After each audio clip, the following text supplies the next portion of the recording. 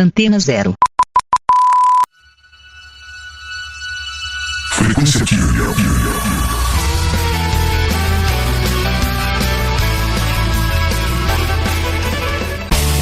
E esse é o Frequência Killian. E hoje nós estamos novamente recebendo um convidado muito especial. Ele é o Mickey. Ele é fotógrafo e ele tem um plano muito audacioso, que é viajar pelo mundo de bicicleta. Isso mesmo. Eu mesmo. Boa tarde. Muito obrigado pela oportunidade de participar do programa. Muito obrigado você, né, por ter aceitado o convite e aceitado participar aqui do nosso programa. E, Mickey, você tem a questão do turismo no seu DNA, né? Sim. Quais países você já conheceu? Falo todos ou... Pode falar. Os que você se lembrar. Eu vou lembrar por ordem cronológica. Foi Nossa. primeiro Estados Unidos, aí eu fui para Los Angeles, Atlanta, depois, aí eu tinha 9 anos. Aí fomos para a Coreia, também visitamos Seul, aí depois Japão, aí do Japão eu fui para Inglaterra, França, Holanda, fiz um estudo na África do Sul, em Joanesburgo, fui para Argentina, fui para Paraguai, fui para Bolívia. Estou esquecendo de mais algum por aí. Nossa. Dentre os que eu lembro, né? Desse englobado de países que você visitou, qual é aquele que te impactou mais positivamente e o que te impactou mais negativamente?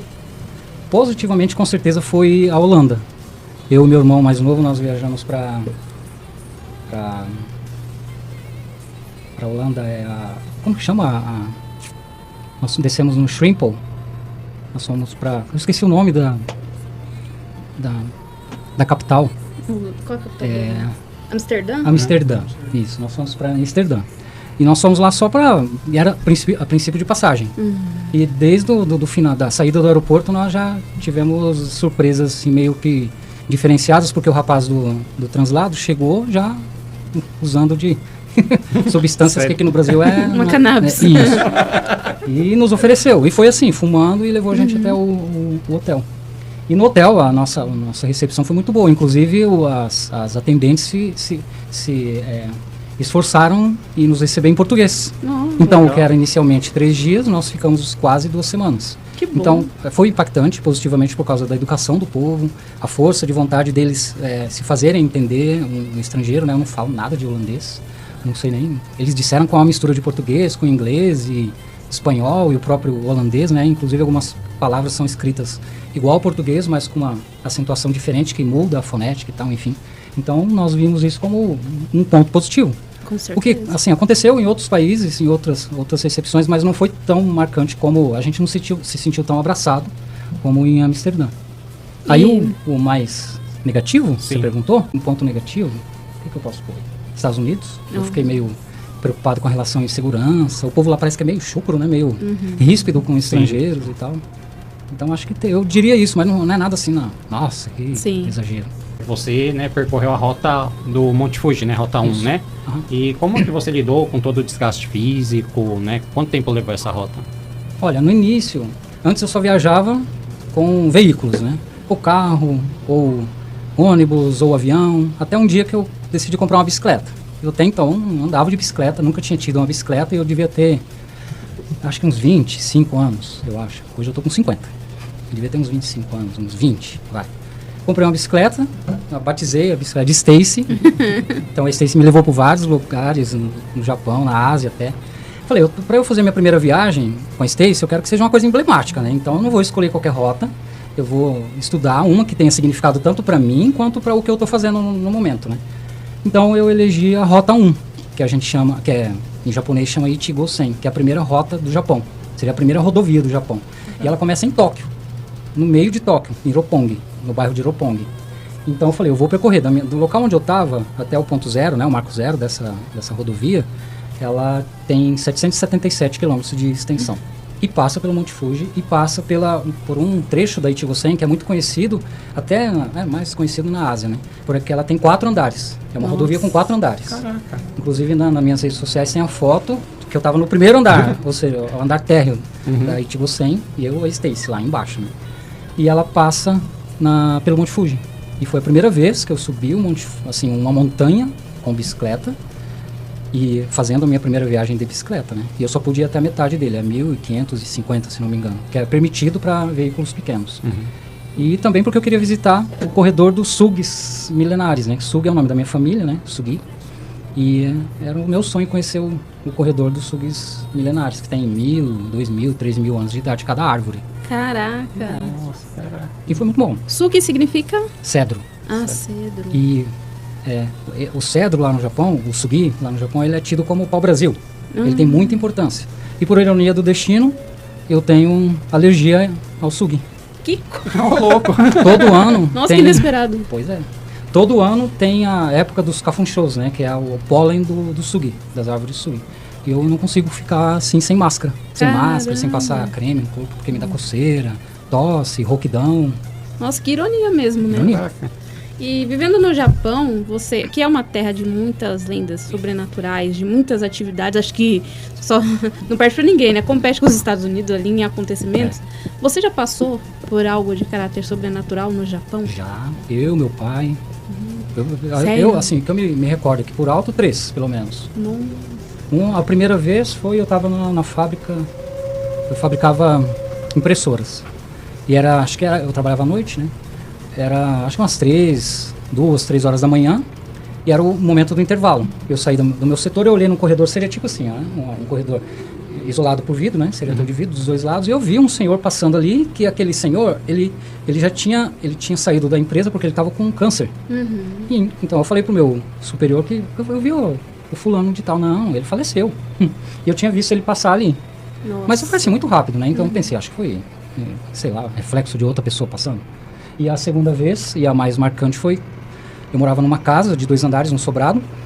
E lá no Japão a gente deita no chão, né? E lá é tudo de assoalho ou de tatame, aqueles pisos de palha, parece palha, né? E eu tava também no turno noturno. E eu já trabalhava em outra fábrica, que era componentes eletrônicos, celulares. E era mais ou menos umas 7 horas da noite. Já tava escuro. E eu ouvi passos subindo, né? A escada. Eu falei, é o companheiro, né? Porque lá a gente tem que dividir apartamento, casa, aluguel, pra ficar mais em conta pra gente poder economizar, né? Sim. E eu pensei que era ele. Então eu abri a porta pra conversar, né? Olhar. Porque eu já tava de saída pro trabalho e não tinha ninguém, né? Nossa. E a gente já tinha ouvido liquidificadores ligando, porta de geladeira abrindo, descarga, bater na parede, assim, no cômodo ao lado. Já ouvindo, só que, assim... Nunca me causou pânico, eu tenho medo, eu peço sempre para que se uma alma penada, viu? Quem estiver ouvindo aí. Se for aparecer, que apareça, não fica fazendo graça, não. Não é pior, né? Se aparecer. Aparece. De vez aparece na minha frente, sim. é bem melhor. Já resolve, né? Já Depois resolve. resolver, tchau. Ou morre ou fica aleijado, né? Ai, que horror. Não. Nossa, mas o Japão é muito conhecido por isso, né? E é difícil ou ver alguém que foi ou que viveu lá e que não tem alguma coisa meio Inclusive essa cidade estranha onde eu pra contar. morava é aquela que foi praticada, ela teve 90% do território queimado, né, pelos Estados Unidos na época da guerra, Nossa. que é Hamamatsu. Hoje em dia ela é considerada a cidade da música. Que legal. E foi queimada com um toco de pau, né, de madeira que os americanos passavam com o avião e jogavam lá de cima. Nossa, que Com fogo, triste. e queimou 90, se eu não estou enganado. E ainda por tem cento os da cidade. resquícios desse acontecimento lá? Não. Não. Mas eu soube dessa história. A estação de trem lá no Japão é tipo ponto de encontro dos jovens, de pessoas. Ponto de encontro não assim, vamos passear, a gente vai se encontrar lá. Não é. Eles marcam o encontro lá para permanecer ao redor das estações de trem no Japão. Porque lá a malha ferroviária é muito forte, né? Então o Japão se desenvolve em torno de estações de trem, metrô, etc. Eu gostava de encontrar com meus amigos sentado embaixo, sob a sombra de umas árvores que tinha ali. E foi ali, nessas árvores, que eu li uma placa um dia. Eu falei, tá demorando, vou ler. Escrito isto sobre a cidade ter sido destruída na Segunda Guerra pelos americanos e que só restaram 3 árvores, aquela que eu usava para sentar, que está bem em frente à estação de Hamamatsu. Se olhar no Google lá, vocês vão ver, tem as 3 árvores, tem uma placa enorme, né? Escrito em 3 idiomas, né? Sim. Inglês, japonês e português. Você, né, como descendente de japonês, né? Você já sentiu algum tipo de preconceito lá no Japão por parte dos nativos? Já. Muito. Eu sou descendente, eu sou 3º grau. Eu sou descendente de japonês e italiano.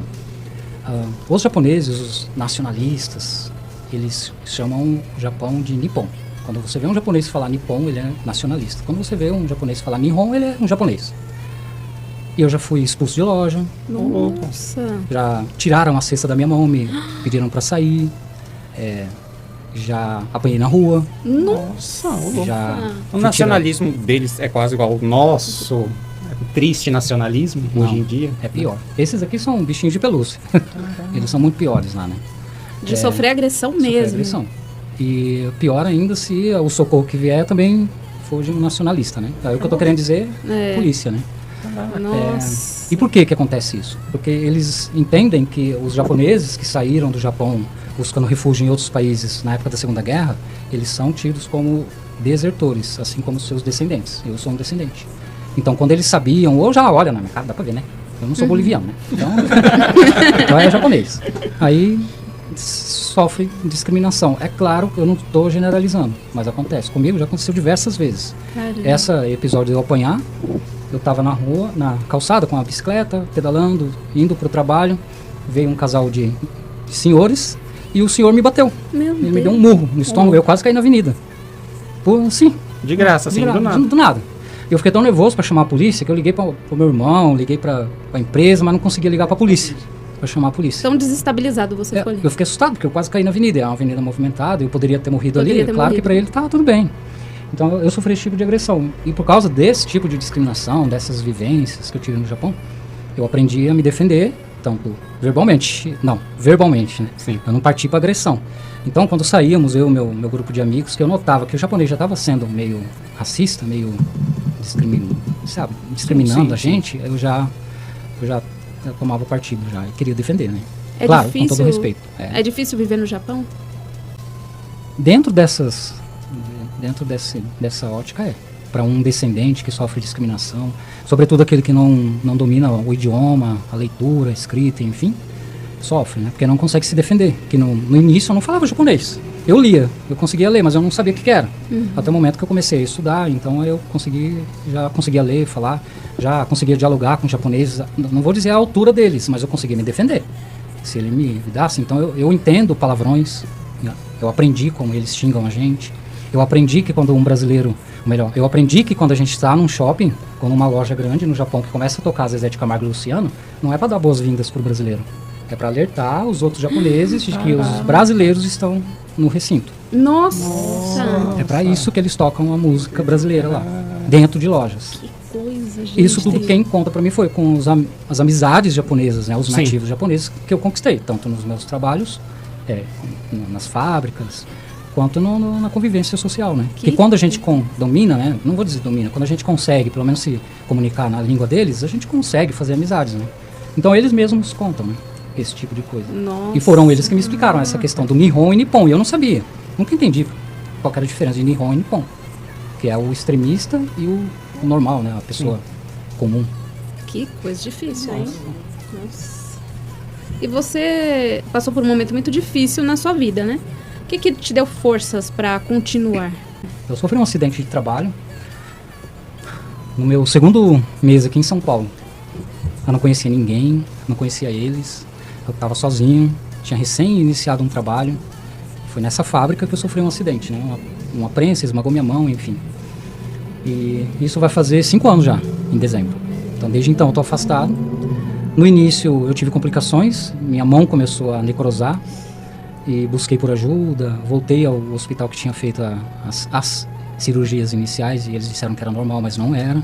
Eu perdi 15 quilos no total, né? Eu não conseguia comer e foi que eu fui pedir socorro para o sistema público de saúde.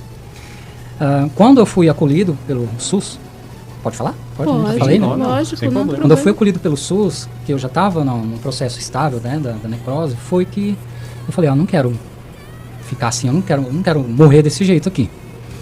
Então eu criei o Mais Um no Mundo. E esse perfil Mais Um no Mundo seria para eu colocar ali as minhas experiências andando por aqui em São Paulo, que eu gosto de fotografia, de vídeo, editar e tal, visitar locais históricos. Eu digo que se eu não fosse professor, porque eu sou formado em letras, né, sou professor, eu seria um bom, talvez, antropólogo, né? Eu gosto da história de civilizações, né? Então eu acho que urbanismo, arquitetura e tal, talvez ligado diretamente à antropologia, talvez, não sei. Então eu falei, eu vou criar esse perfil para relaxar minha cabeça, porque eu estava bem abalado, né, psicologicamente. E eu comecei a minha história no perfil sozinho. Viajava sozinho, fazia trilha sozinho, subia a minha primeira montanha aqui no Brasil sozinho. até que alguém me deu uma ideia de começar a fazer em grupo. Foi aí que surgiram essas pessoas e várias outras mais. Mas eu disse no início que somos 5 na base, quando começou tudo, né? Porque quando eu conheci eles, eu tinha acho que 200 seguidores, ou menos até. E a gente sempre saindo por conta, passeando e tal, e de uma hora para outra virou um jogo, foi para várias outras vertentes. Agora eu tô com 3 projetos aí que derivaram do Mais Um no Mundo, né? Então, foi difícil o começo, mas agora eu tô colhendo o que eu plantei lá atrás, né? Porque eu tava sem emprego, sem renda, sem amigos, sem suporte de onde eu sofri o acidente. Era muito fácil de eu ser um descabeçado e eu tava morando debaixo da ponte agora, né? Sim. Então, Difícil. eu tô colhendo agora o que eu perseverei e o que eu plantei no Nossa, passado. que ótimo. Que bom. E, né, você tem um plano, né, de viajar pelo mundo de bicicleta, né? Isso. E como tem sido o preparo para isso? Já tem uma rota montada? Tem. Né? Como está sendo o preparo para isso? Ó, no início, o nome Mais Um no Mundo seria para divulgar o meu trajeto, minha viagem pelo mundo, né, ao redor do mundo. Mas, como eu estou em tratamento, eu estou ainda preso no tratamento. Minha última cirurgia foi semana retrasada, tirei os pontos quinta-feira, ontem eu tirei o curativo. Tá muito recente mesmo, que tenha 5 anos. Tá. Os preparativos para esse projeto, eu iniciei agora com o projeto Home, que seria um subprojeto, não sei nem se existe essa expressão, que é o projeto Home, onde eu estou visitando, com o passar do tempo, meus colegas, meus amigos que moram distantes da onde eu moro, que é São Paulo, né? Sim. Então teve o episódio 4, o último, recente, que é do Lipão, que eu fui visitar ele na cidade dele. Está lá em Cabreúva. E eu fui com esse Taste 2.0. Olha. E aí, assim que eu tô me preparando para... Então, eu já tô no 4º episódio desse projeto, né? Então, assim que eu tô me preparando para sair, para Itapeva. Que pra sair coisa! de volta ao mundo. Nossa, que coragem. E a rota, né, que você perguntou? Sim. Eu tenho duas possíveis. Uma, sair de Campo Grande, que é a minha cidade natal. Eu queria sair de lá e já descer pro sul, pegar o Uruguai, entrar na Argentina, recorrer ali pela A40, né? Uhum. E até lá no fim do mundo. Eu quero chegar no farol do fim do mundo lá. Fim Depois do mundo é subir. Cidade a Fogo, né? Isso mesmo. Mas é depois lá de O Chihuahua? Ushuaia. Mas ela tá lá na Terra do Fogo, Uhum. lá pra baixo. É a cidade mais austral que existe. E subir pelo Chile, já pegar a América Central e ir pra América do Norte. E depois ir pra... Essa é a primeira etapa, Sim. né? Caramba, que coisa. E se não for essa, eu quero iniciar pela rota real lá, Estrada Real. Sai... Estrada Real é tipo Paranapiacaba, não é? Não, ali é do Sal. Ali passa do Sal, atrás do campo de futebol ali, o Miller, né? Uhum. Charles Miller. Ali Sim. é a Rota do Sol, que nós já fizemos várias vezes ali. Nossa. Inclusive tem história de fantasma pra lá, né? O pessoal que vê a menina a noiva lá, né? A Se bem que a noiva. história dela é da ponte, né? Que ela se joga da ponte Sim, por sim. causa do amor dela, enfim. Ali é a Estrada do Sal. A Estrada Real, ela tem duas, né? Que sai do Paraty e outra que sai de São Paulo, se eu não me engano. Que vai até em Minas. ali em cima. Verdade. Eu queria recorrer a essa, iniciar por ali e de lá descer. Nossa. Que coisa, é bem audacioso, é muito... Caramba. E você esteve lá no funicular, né, de Paranapiacaba, eu vi as fotos, a gente Estivemos. viu. No Túnel dos Mortos. Caraca. E é um Fomos- lugar de altíssimo risco, né? Tem. Como você lida com essas coisas de questões de segurança pessoal? Até para se preparar para, né, a viagem, né? Volta ao mundo aí de bicicleta, nessa coisa de segurança, né? Isso. A gente, quando eu tô estudando um passeio, tanto para trilhas, quanto para camping, quanto exploratório, que é o caso da funicular, do Abandon, né? Eu vejo eu pesquiso fóruns, pesquiso vídeos, entro em contato com pessoas que já fizeram, eu busco o máximo de informações possíveis. Aí eu reúno tudo, eu tento deixar bem aglutinado as informações, aí eu vou passando para os participantes, tipo, precisa de, por exemplo, vou fazer uma trilha que tem alta incidência de bichos peçonhentos, aí eu falo, tem que ir de ou calça comprida, ou perneira, usar capacete, se bem que a gente ainda não precisou usar um capacete, mas iríamos fazer no ano passado, aí começou a época de queimada e teve que cancelar, que iríamos para Pedra do Baú, lá em Campos do Jordão. Tá. A segurança é assim que a gente faz, eu faço, né, eu pesquiso todas as informações que tem disponíveis na rede ou com pessoas que já fizeram esse tipo de passeio e passo para as pessoas participantes, né. No caso desse da funicular, fomos eu, o Lipão, o Rafa e o Tavinho, que nós fizemos a metade, né, não fizemos ela completa, porque a gente tem tempo limitado para fazer esse tipo de passeio, né. Todos eles moram em outras cidades, o Rafa mora em Morungaba, o Lipão mora em Cabreúva, O Tavinho morava em Jundiaí na época, então todo mundo morava longe. Ah, eu também morava aqui, Vila Prudente, né? De Paranapiacaba até Vila Prudente já é uma viagem longa, né? Então a gente tem esse prazo, né, de retorno. Ainda mais eles que trabalham, né? Assim, registrados são CLTs. Famosos CLTs. CLTs. E vocês estiveram também na funicular? Eu não. Como é que Nesse dia eu foi? não fui. Olha, é uma adrenalina grande. Nossa, Porque a gente sabe que tem o perigo, mas é uma sensação gostosa. mas é muito alto, né? É muito surreal, né? A ponte dos ingleses, É. ela é alta. É Eu acho vertiginosa, que- e a gente tem que andar engatinhando. Eu acho que a trilha em si é fácil, que é mais difícil a parte das pontes. O terror, assim, A gente tem que passar lá em cima. Vocês a parte passaram? das pontes. a dificuldade É psicológica, muito né? difícil. É muito desgaste. Vocês não tiveram medo de morrer ali? Olha, ali, uma pisada que você dá em falso, É você morte. vai com Deus. A gente não banaliza, não desafia, a gente vai consciente, né? A gente não faz nada Tem as instruções, inconsequentemente. tem as instruções. Sim. Antes de alguns passeios assim tensos ou puxados que a gente vai fazer, que a gente tem em vista já, que está agendado, eu sempre planejo um pré. Por exemplo, nós fomos para Marins agora em maio, eu fiz o pré-Marins, só que nós fomos lá pro Vale da Morte. Ah, o Pico dos Marins? Nós fomos pro Marins acampar lá. Onde desapareceu o escoteiro Marco Aurélio. Inclusive nós vimos luzes lá em cima. E eu não filmei. Ai, que incrível, Porque sério. tem muito relato de OVNI lá, né? De Tem, luzes, tem, pelo menos, tem. né? E tava eu e meu colega lá, o David, se ele estiver ouvindo aí, ó.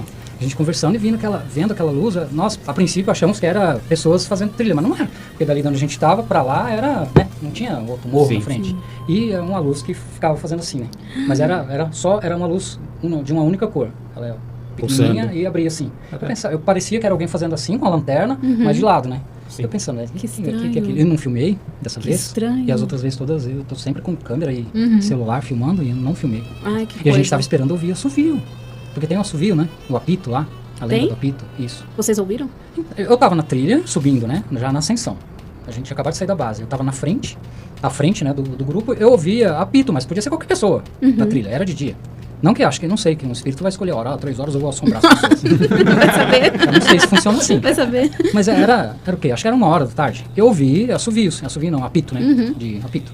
Esse cara de guarda. Eu ouvi, mas poderia ser qualquer pessoa. Agora, existe muitos relatos aí das pessoas que acampam por lá em ouvir apitos à noite, né?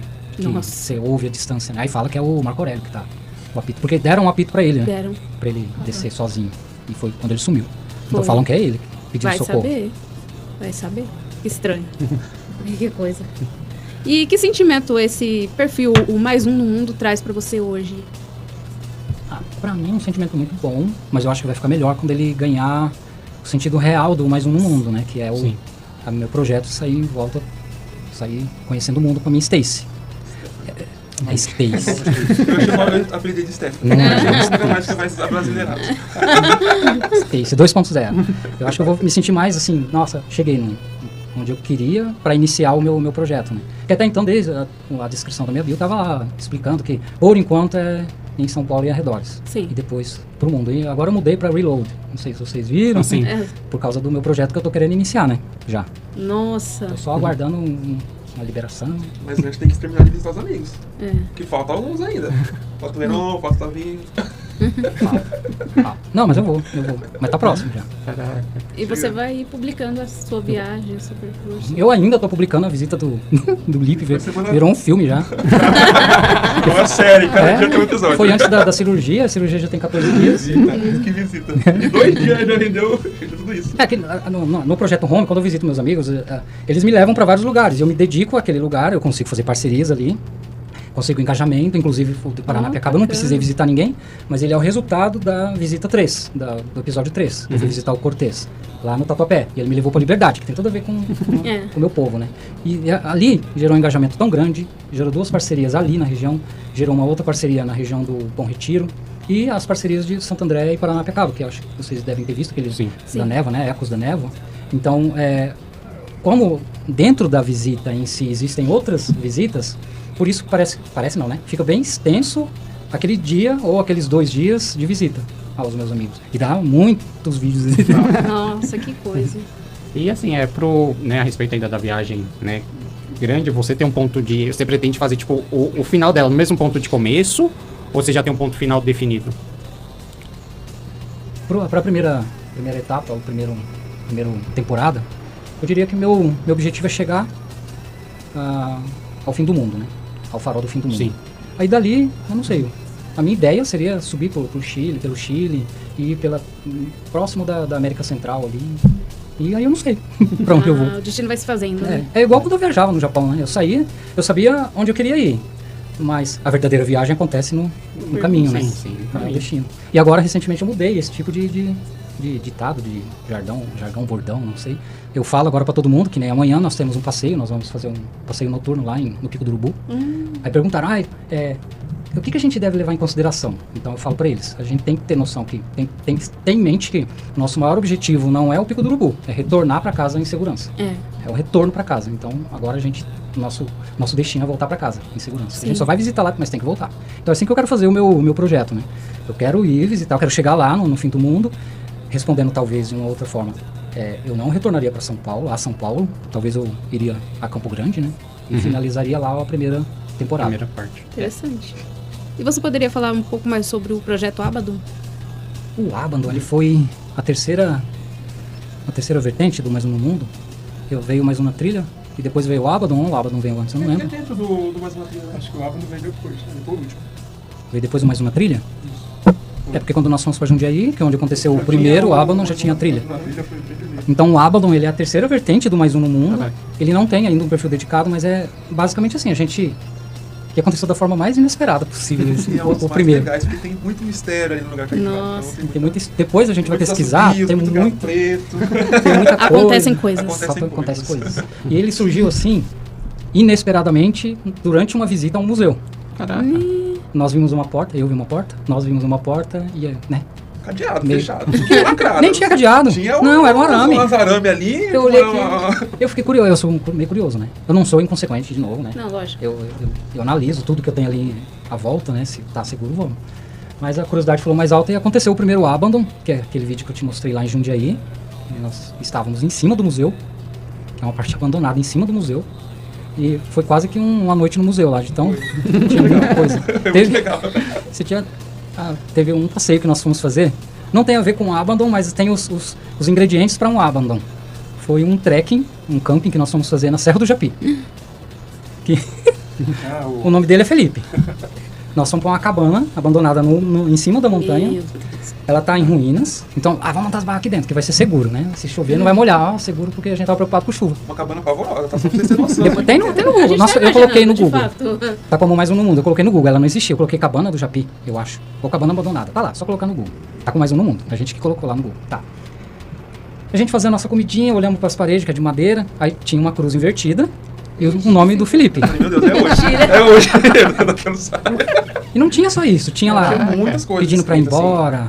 Tava escrito fantasmas. Fulano passou por aqui. Ixi. Morte. E preste atenção neste horário. 3h40, 3h43 da manhã, o Rafael, que é o integrante do grupo, né? Um dos veteranos do grupo. Quero ir ao banheiro. Ai, meu Deus, vai, Tem vamos lá. certeza? 3 horas da manhã. Lá vai nós dois lá. Eu com a lanterninha, aí fez lá as coisas dele e voltamos pra barraca. E foi aí que começou o nosso terror. 3 horas da manhã, 3h40 da manhã.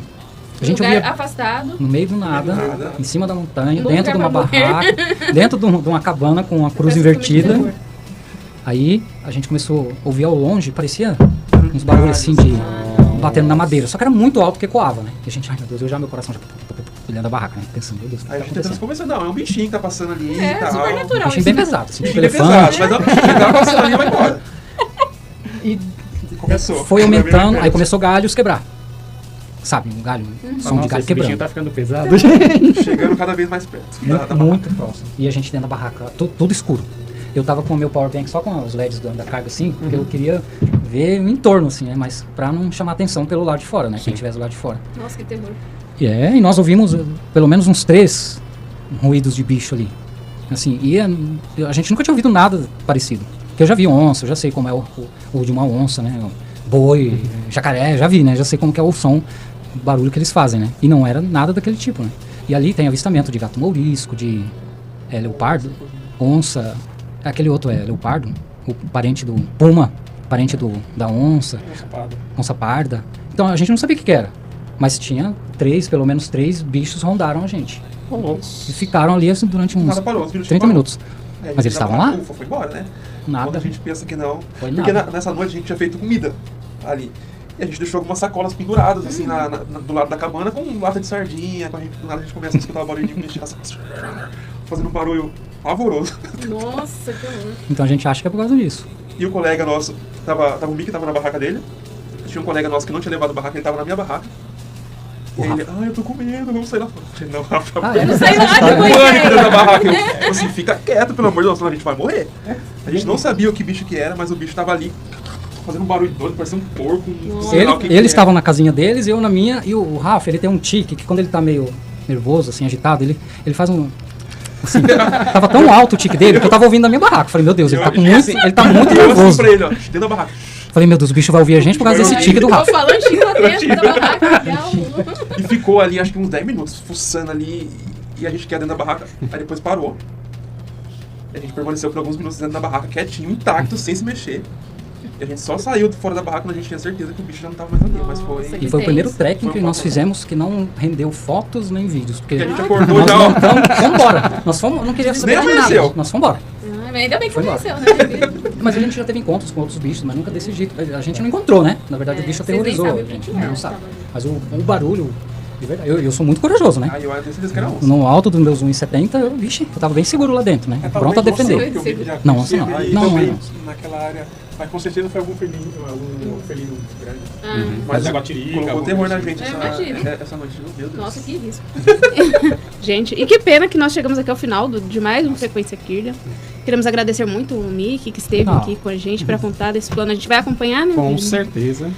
Quando você iniciar, a gente vai estar acompanhando, comentando aqui no programa sobre. E desejo muito boa sorte. Sigam Obrigado. a página, né? Sigam Mais Um no Mundo. Isso, exatamente. Mais ponto no mundo. Isso. E tem também os outros projetos. Mais ponto na trilha, que é o segundo projeto, e tem o Abandon e assim por diante. Só no perfil principal, né? Mais Um no Mundo já se consegue chegar nos outros. Perfeito. Então é isso. Muito obrigado pela presença de vocês. É verdade. Obrigado. Você ouviu pela Antena Zero, Frequência Kirlian, produzido e apresentado por Cláudia Byron.